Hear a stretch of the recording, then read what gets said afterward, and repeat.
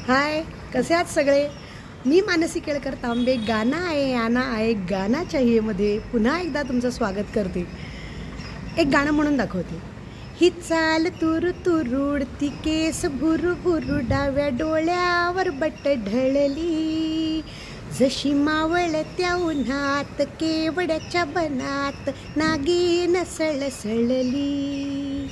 ही चाल तुरु तुरुडती केस भुरु भुरु डाव्या डोळ्यावर बट ढळली, जशी मावळत्या उन्हात केवड्याच्या बनात नागिन सळसळली.